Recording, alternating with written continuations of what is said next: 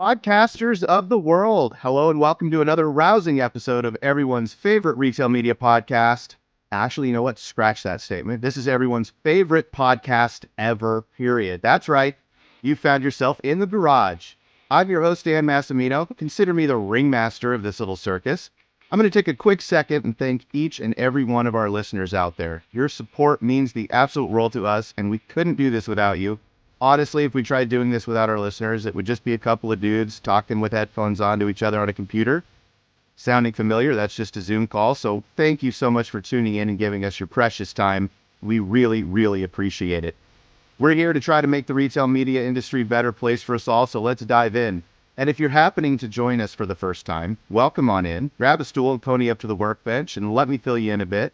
The garage is a place where we get together and talk about many things, but where we really hit the sweet spot is when we get some friends and dive into the why, the how, and the who cares of retail media innovation.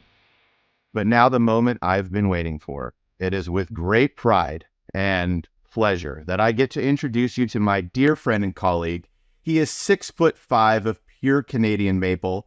If axe throwing makes it to the Olympics, either summer or winter, his imposing figure will be standing tall atop the podium with both gold and silver medals, because no one takes second place to my guy, the Vice President of Product Innovation at Albertsons Media Collective, Evan Havorka. How are you, sir? Oh my goodness, Dan. The intros have gotten progressively better. The Canadian part is correct, so we can start there. This is an educational podcast that is brought to you all through the lens of Albertsons, but our focus here is to really educate the industry, including ourselves. I can't say there's been an episode where I haven't left knowing two or three things more than when I joined. And in this case, in this episode, we're really going to lean into that educational conversation on a channel that I would say is the most talked about, the highest potential for growth within retail media and media in general, but also the most confusing and complex. Absolutely. So you guys can tell that I'm not the sharpest tool in the shed, but Evan alluded to that our guest, Next Level Smart. Sean Mueller is the founder and CEO of iSpot TV, the leading TV ad measurement solution trusted by hundreds of leading brands, agencies, and networks. Founded in 2012, iSpot was the first company to bring real-time transparency to linear TV advertising, and later became the first to commercialize smart TVs for measurement purposes at scale. iSpot is known for transforming the marketplace by delivering rapid creative assessment, business outcome, and cross-stream TV measurement that networks and brands can use to plan, buy, and optimize TV advertising.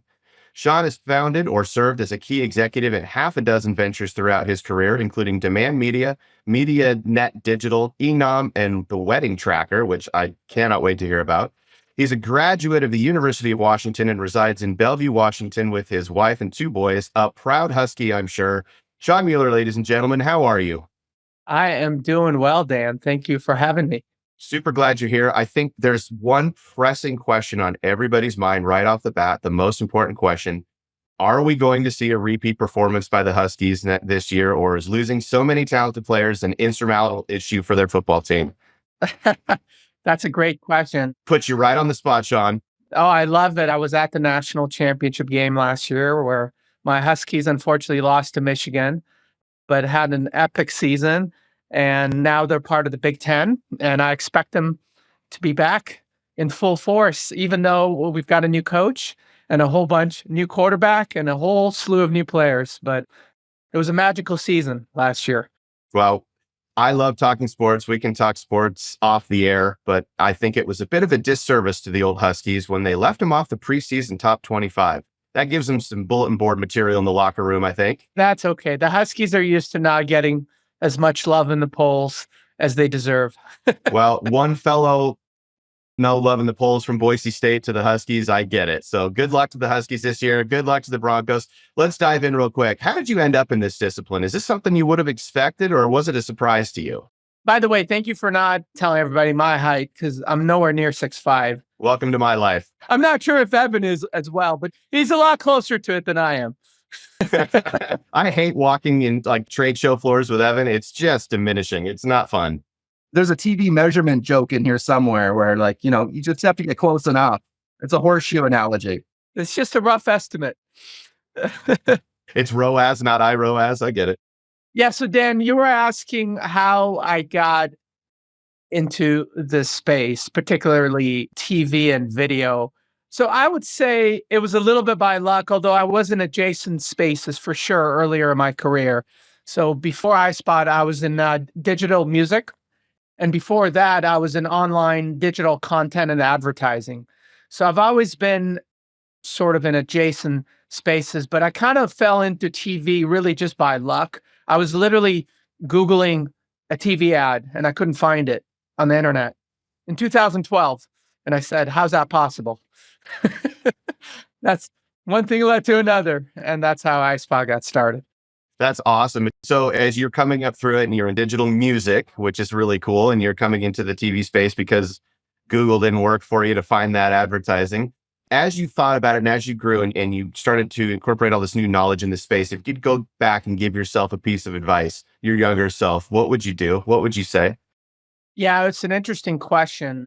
Look, I actually like my younger self. I think I was a real hustler and a go-getter, and sometimes I would do stupid things and all that stuff. So I actually like my younger self. I don't have an issue with my younger self, but I would probably tell my younger self to probably enjoy the journey and to really take a step back every once in a while and just enjoy the journey, because I've always been the kind of guy that has enjoyed the journey because I'm so heads down and I'm always about the next thing. So maybe that's one piece of advice I would give. Yeah, that's interesting. I would call it maybe obsessive a little bit, Sean, if that's not an offensive term. But when I met you, was it 2015 when we first started connecting with your team? The level of depth and passion towards solving, which even back then was a huge problem still, linear TV measurement, CTV and streaming measurement was just becoming a big problem, but not as big as it is now. Your team was so focused and so dedicated to solving this in a truly data-driven way. It was shockingly more impressive than the other tools we were looking at. Maybe just talk us through a little bit of that journey that we walked through back then. I'm happy to remember some of the details, but where did that obsession come from and how has the company changed from the original linear TV insights to what you do now? And maybe a quick recap of your top 3 products that you market today. Yeah, so the obsession really started with what we felt was lack of data for what was and still is pretty much the largest advertising medium, which was TV. I mentioned it was as simple as me not finding a TV ad online, but it was actually much more intricate and complicated than that. It really turned out that this whole television advertising industry was really behind the times really badly. And in 2012, it was very modern. The internet was here in full force. Digital was here. You can find any piece of information online. But if you are an advertiser or even a consumer or an agency and you wanted to get information about a TV ad or a campaign, it was nearly impossible. We set out to do a digital transformation on television advertising is really what we set out to do.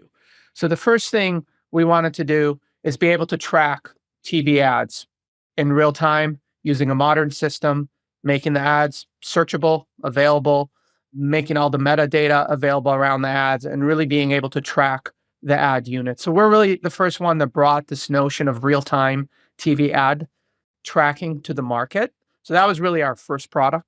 It's just real-time tracking and competitive intelligence for TV ad. The next closest thing at the time was 8 weeks. You have to wait 8 weeks for the data, which is unbelievable. The next step after that is we really wanted to bring digital-like impression measurement to this offline medium that was so massive. This medium was generating so much reach, so many impressions, so much visibility, yet this sort of stodgy old system could only give you sort of estimations and rudimentary metrics on GRPs, TRPs. There wasn't any sort of precise impression type of measurement. That's when we really leaned into smart TVs. We were the first company to commercialize smart TV data at scale. We initially partnered with Inscape Vizio, since then, of course, with LG and many others. And we started literally tracking the TV ads on the digital glass. This is back in 2015. So this is before anyone was even thinking about this or even knew what this was. We literally took these ad units and we were able to detect them on millions and millions and millions of screens. We knew exactly what show they were in, which ad unit they became a part of. So tracking the ad units, and that was a lot of the early work, Evan, that you and I did at Target and Roundel, initially for Target's own marketing assessment and then getting into retail media with Roundel. So you and I have been in the retail media and the video TV space and marketing space actually for a good while here. So then once we were able to measure impressions, remember, this was digital-like. We were generating digital-like impressions with identifiers, and they had IP addresses and all the things that a digital advertising campaign had at the time and still does. And so what that allowed us to do, once we were able to digitize these impressions, now it really opened up a whole new world for us in helping advertiser assess the effectiveness. It allowed us to connect this to business outcomes. We now had impressions with identifiers that we can tie back to business outcomes.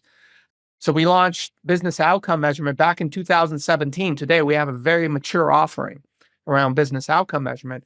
But actually, just as importantly, it allowed us to connect these impressions with digital impressions and bring digital impressions together with television impressions and deduplicate it.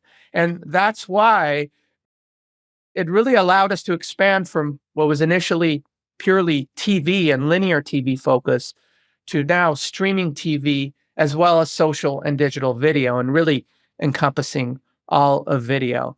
So these are all just some of the innovations that we've been really obsessive about and bringing to the marketplace. And today, we're highly focused in helping advertisers assess and optimize the effectiveness of their video investments. Again, and that's linear, streaming, digital, social video.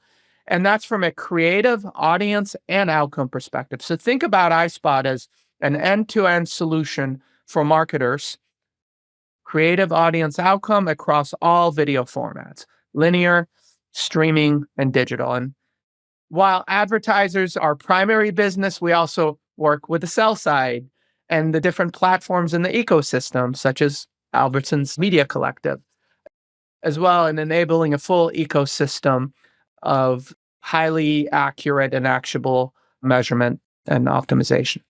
Wow. Little masterclass in that answer. Thank you, Sean. I think what's hard for the industry to grok, though, is every company you talk to would have a similar story, maybe not quite as articulate as that, but we track data, we use ACR, we use panel surveys, we're looking at listening boxes, and we know exactly with scientific accuracy how that campaign performed. And that's true of retail media, anyone in the space selling technology.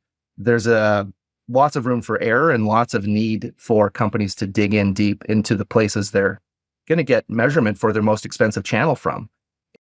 And yes, to refer back to the time when we first met, I was at Target building brand products and retail media products for Roundel. And so our journey was one of, hey, we're pitching our services as the most granular, SKU level, identified one-to-one, highly targeted audiences type of product. We can't then partner with a company that's going to have extrapolations and probabilistic and panel-based measurement and tell a very cohesive story. So the journey began, the research journey began, and we met with several companies. You were gracious enough to give us a tour of your facilities at the time in Seattle. I mean, it was mind-blowing to see all the listening centers that were distributed across the United States, to physically see the ads, not just get reports from the different aggregators out there, but to physically track and see the ad. Dan, your mind would blown on this one. If Chicago White Sox game ran long and there was supposed to be a P&G ad for Pampers, and it didn't run in those DMAs or those zip codes, iSpot would know that. And then 2 zip codes over, or all the way over to Minneapolis where I live, the ad ran on time. So that's very interesting, right? That not just that the ad ran, what time slot it was in, like part of the ad slot, day part, channel, and then all of that rolled up to a larger brand. So you could go up and down the hierarchy of networks or the large CPGs that spend most on the linear TV, CTV space. And then all of that came back into a very granular, identified universe through the ACR data technology, which is where we could then begin having a conversation, because retail media prides itself on having very strong loyalty data. which turns into digital IDs through an onboarding process. And now we can talk the same language. Is it perfect? It's not 100% match. Not 100% of people have opted into everything on their TV screens, but enough have to the point where it's a far superior technology than any surveys or panels or probabilistic modeling that makes up the bulk of the competitors out there. And then from that, the beautiful thing is, not only are you able to plan and execute with that level of granularity, it's also a plus one for the linear TV side. So you can take the learnings from CTV to linear or vice versa, using that same audience, using that same insight of where people are watching and what are they actually seeing. So that was the exciting revelation that we found at Target and Roundel when we began our journey with iSpot way back when. Yeah, and Evan, you and I were one of the early ones that matching our ID graphs. And back in 2015, we had the Roundel ID graph matched up with the iSpot ID graph, and we were creating retail media segments and pushing them into the linear TV world. So that was some of the early work that was done on that. So, Sean, what are some of the emerging trends you're seeing in video and streaming space right now? Sports, subscription models. How does that look? What are we seeing come up? First, just the rapid shift in investments from what was maybe more purely focused on linear TV to CTV and actually social now. So social video is really exploding. The shift of CTV from more of a subscription model to more ad-supported model has definitely caused like a big shift. Programmatic in CTV has been a rising trend, and just the uprise of the sort of the non-traditional TV networks in CTV. So whether YouTube, the sheer size of YouTube on television is mind-boggling. And the fact that over 50% of YouTube now is viewed on a television screen. That is just mind-boggling. The rise of Amazon as a TV network, and now Amazon owning sports rights, the football, Thursday night football, now with NBA, sports shifting to streaming. That is definitely a hugely emerging trend in the industry. By the way, retail media networks, like that's a big trend in the industry and the rise of the retail. We've heard of those. Yeah. Yeah, you guys may know a thing or two about that. Well, we pretend to. Now, with all of these amazing shifts, it's also made it really difficult for marketers to deploy their investments because now they have to deploy it over so many more channels and so many more media companies and using so many different approaches. And so now them thinking about all the way from the creative, like what creative do I even run in these different formats and channels, to am I reaching the same audiences when I buy over here on traditional linear and when I buy on Amazon and when I deploy Albertson's media network? It's just mind-boggling complicated right now. So while all these shifts are really, really exciting, it's an exciting time. It's also a time of some turbulence and turmoil. And so that's what we try to help. We try to help advertisers make good decisions and figure this mess out, if you will. Yeah, I think we do align there on we've talked standardization on this podcast a couple times, but it goes beyond standardization for our leadership's dedication to removing friction from the retail media space. And we think of that as for the whole industry. Anytime we can get a common solution and Walmart, Roundel, anyone adopts that, and now P&G or Pepsi's a little happier, a little more inclined to invest, we all win. This race towards differentiated and super unique products, it's common. You see that in lots of places, but it does create a layer of friction. And when left to its own devices, you have a very unique, complicated, problematic ecosystem. When we look over at like open web display, you have even more publishers, tens of thousands of websites, but they've all adopted an IAB creative standard. They've all decided, hey, we're going to work with these 5 SSPs and they're all going to be available on 1 or 2 DSPs. Very simple to navigate that. And partially true because the publishers don't carry the same amount of clout as, say, an NBC or a Disney or a Roku. But what is interesting, how I think iSpot has brought that same idea of standardization to market is, let's hit on a couple things. CTV and retail media are the two fastest growing media channels out there. I think CTV is going to surpass 70 billion in 2027. Insane growth, insane numbers. Retail media has been on a tear for 5 to 10 years. The convergence of those creates even more friction and chaos because now you're buying Roku through the trade desk on Walmart's platform, and you're buying NBCU through DV360 on Albertsons platform. That's part of the product we just launched. And now what? You've got two companies using two ID graphs on two different platforms, buying two different inventory sets. And to the degree programmatic solves that, it doesn't because the design is not set up with a singular point of view. In iSpot's case, what I love about it is that ACR technology, again, it's consistent. It doesn't care. It's not enabled by Netflix or Google. It's not enabled by or even preventable from Disney, NBCU, or any of the inventory providers. It can't be blocked. And so now you have a single lens across a wide swath of watchable behavior that tracks any of the ads. Again, given consumer consent and opt-in, there's any ad that shows up on that screen, YouTube app, the Roku, owned and operated channels. They're going to have the same measurement technology. And if you're partnering with a retail media network, you have the opportunity to have the exact same identity graph across all of that. Those are the two most meaningful standardization or simplification things I've seen in the CTV ecosystem in the last 10 years. It's very difficult, though, to convince linear TV buyers and executors that that is such a meaningful change because they've been living in a world of Excel sheets and assumed audiences that have been extrapolated over GRPs and TRPs for 5 decades, 50 years. And now we're introducing this dramatically better technology solution, but it doesn't run on a lot of that platform that linear TV is bought and sold on. And so we're not just trying to convince a digital native that our ID graph is better. That's a very simple conversation. You're trying to convince an industry that's got decades of investment in something that's very dramatically different. But I don't think it's one or the other, although linear TV decline is well noted.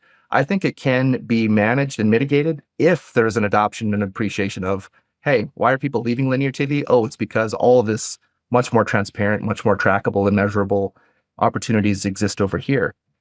If they adopt those technologies and partner with retail media networks, there's a home for linear TV and linear TV purveyors for decades to come. And in fact, the two should be forced to play nice with CTV because it gives the brand the best reach and best exposure. Let me actually hit on the standardization point first, because I think it's really important. And you're right. What the industry really needs is a standard way to assess every single video buy, whether it's on a traditional linear TV or it's on Disney Plus or it's through DV360 going to linear or going to Roku through a retail media network, or quite frankly, if it's a video buy on TikTok. So what we've been really, really focused on is providing that standardized metric across the board. And we have hundreds and hundreds of advertisers who've adopted sort of a standard metric to look at video views through that lens. And that metric starts with something really, really simple, which is an impression, a video impression, and more specifically, a verified video impression. And that sounds like a very simple thing, but in linear TV, that's never worked that way. You never measured an exact impression of an ad. You actually used to measure the program, and then just every ad in the program got the same impression level, which is not actually what's happening. So what we've done is we've taken linear, we've given it an exact impression for every ad. We do the same thing in CTV. We do the same thing in digital and social, whether it's TikTok or whatever it is. And so it starts with that equivalent impression. It's a 30-second video. You have a verified impression, and then how much of it is played. And then what screen did it play on? Did it play on a big screen? Did it play on a small screen? That's like basic and blocking. But then it gets much more sophisticated, right? Because now the advertisers want to know the deduplication. And this is where it gets really complicated, especially when you have walled gardens. And so they want to know, hey, when I bought through, I guess I've been using your example of when I bought through DV360 with Albertsons on Roku, what was my audience delivery there? And what was a deduplicated audience delivery? In other words, I want to compare what I bought there versus the audience I got on NBC or on Disney Plus. And by the way, I want to take that a step further. I want to compare that against the same audience across the board. And by the way, that audience may come from Albertsons. It might be a shopper segment from Albertsons retail media network. And I want to do that consistently. And that sort of starts to become a standard way of looking at it across the board. And then, of course, connecting it to sales and outcomes in a consistent way.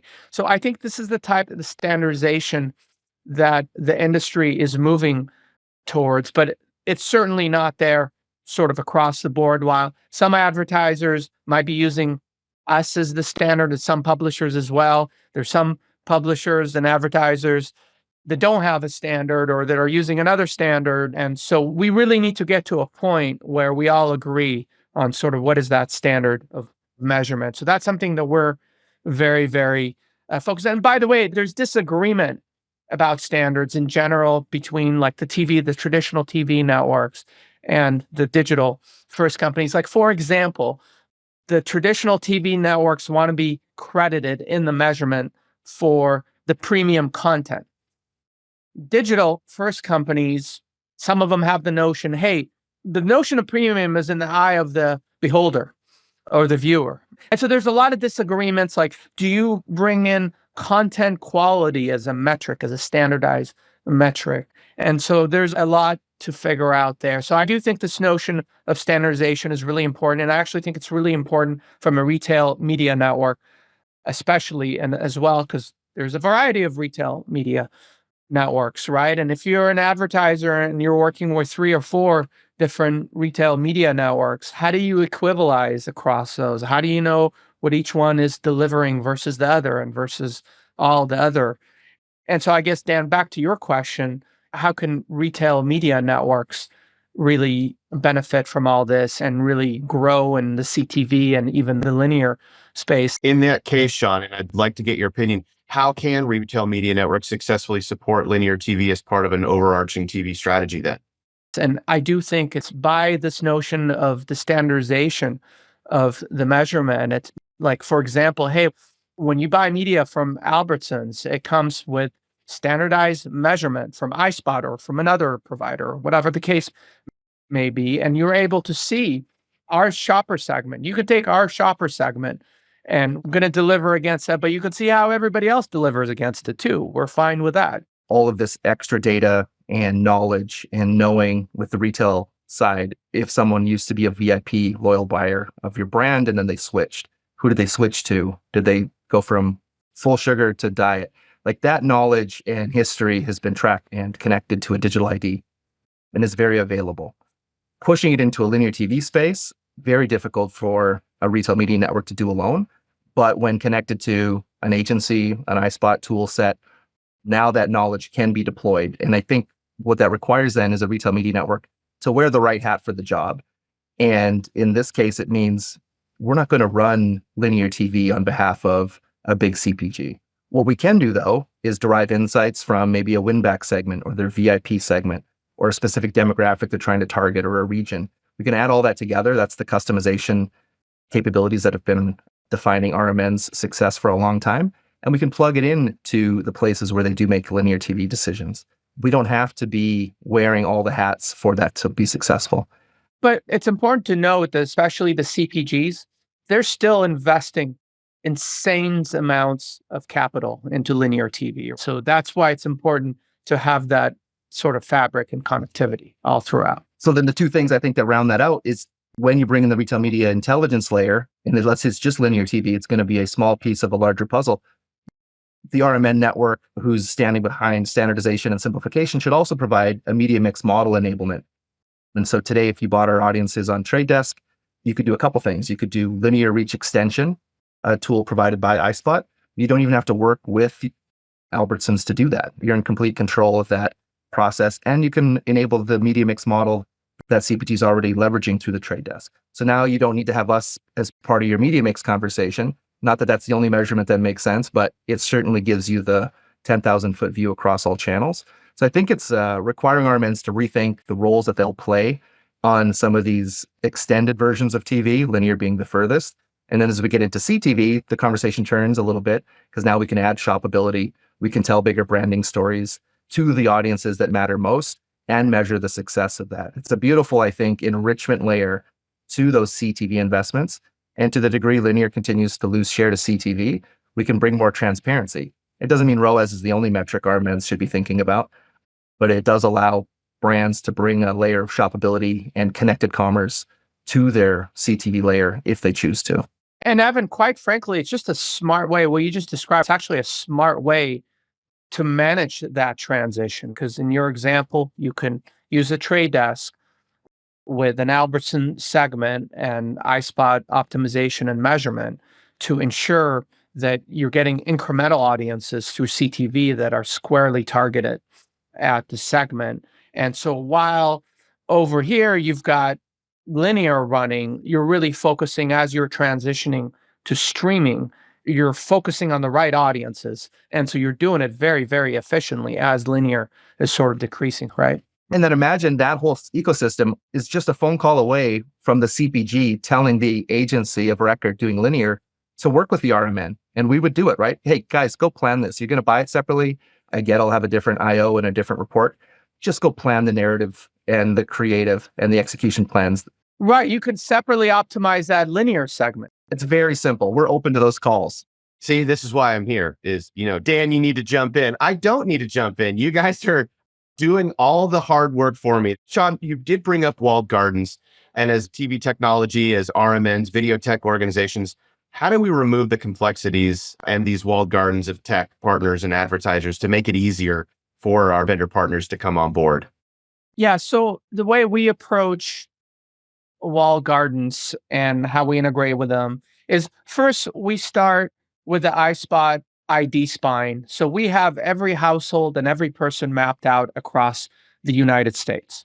So when we integrate with a partner that's not a walled garden, it's very straightforward. We have impression log level data that's matched definitively to the right household and assigned to a person. Same with the linear TV. We are able to match it at the household level and move it and represent the entire universe. When it comes to walled gardens, generally speaking, what we do is we create cohorts of, let's say, 1,000 households that are very, very similar. And we basically matched with the walled gardens using these cohorts and build reach and frequency within these cohorts. And then we match it back to our spine and allocate within those cohorts. Most importantly, we keep these cohorts consistent over time. So essentially, we can translate a walled garden into an identity spine. And now we can help advertisers understand the duplication and how they're performing on these walled gardens versus any other, whether it's Roku or Disney, or it's a retail media network, or it's programmatic buys through the trade desk, or whatever it is. So the most important thing is to have an independent party that's bringing these standardization and has an ID graph that truly, truly covers the entire United States, every household, every person. And that's one of the things we're really proud of that we built here at iSpot. And working through the walled gardens and through clean rooms, we are able at the end of the day to get this down to the level that we need to get it to in order to do the deduplication. We do a lot of thinking and development now around our AI initiatives. Where the industry is at, I think a lot of companies use AI, machine learning generally, to create better algorithms, better matching of data, better optimizations, things like that.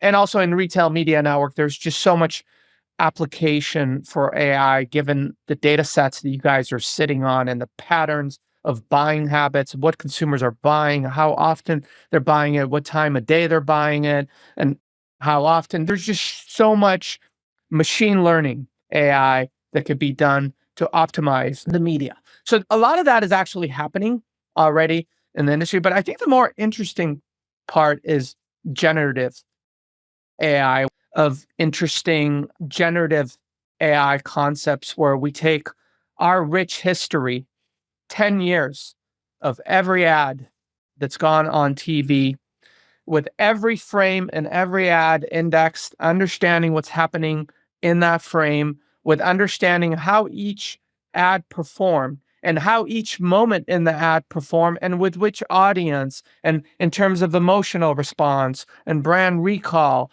And so now think about it. Now you can really get into a lot more generative things that speed up the whole creative generating process, whether it's storyboarding or imagery or ideation.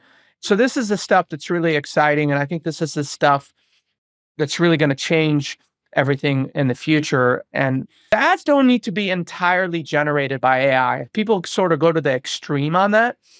But what people forget is the whole process of creating an ad right now is very lengthy and expensive. And there's just so much improvement that can be done, speed and cost, and using generative AI. And that gets you into the variations as well. So I think all that is coming. But AI requires training sets. And so it's really exciting for the companies that have a rich history of data, whether it's Albertsons that has so much rich history of shopper marketing data, or for us having such a rich history of every ad and every place that it was placed in and the business results. And just, we see so many opportunities here in a future. The way you're describing that, I mean, it spurs 20 more questions. We'll have to have you back for round 2 as we're closing out here today. But that idea of 10 years of history on a brand's creative track back to performance and intent signals, it's like a loyalty program. When we would describe something like that, it would be that shopper has come into this Safeway for 10 years and bought in this manner with this type of brand loyalty. You've basically replicated that on the content to performance side. It's a unique way of thinking about it, but that history tied back to IDs, again, that's another reason to get onto the digital side of supporting CTV, linear TV. That's a pretty cool way and a pretty cool truth set to start with training your AI. And if you can layer on shopper data and real-time SKU level sales to prove its performance, how can you come up with a better future for CTV, linear TV performance than that? With your history, with knowing everything that has grown over the past decade, predict the future for me, man. What are your biggest changes to retail media over the next decade? What do you see coming? So first of all, I think standardization across the retail media networks. We touched on that. And some better way for an advertiser to be able to engage with several retail media networks together in this sort of a more seamless way is one. And the other one, I'd say back to the AI stuff that we talked about, the retail media networks just have such rich first-party data sets that go back years and years and years. And so the opportunity to really bring much smarter targeting, creative, personalizations, all that stuff, the sky's the limit there. So I think those are kind of maybe the two areas. That's awesome. Evan, anything for the good of the order before I dismiss class? No, I think I've asked all my important questions. Thanks for joining us today, Sean. This was a real masterclass on what TV, CTV can be and how iSpot's driving towards that. Yeah, thank you, Evan. Thank you, Dan. This was a lot of fun. Awesome. Sean Mueller, founder and CEO of iSpot TV. Thank you so much for being here today. This has been an episode of The Garage. Thank you again, all of our listeners, for tuning in. If you like what you hear, and I know that you do, go hit that like button, smash that subscribe button anywhere podcasts are found. Thank you for joining us. We'll be back with another episode of The Garage very, very soon. Thank you, everybody. This is The Garage.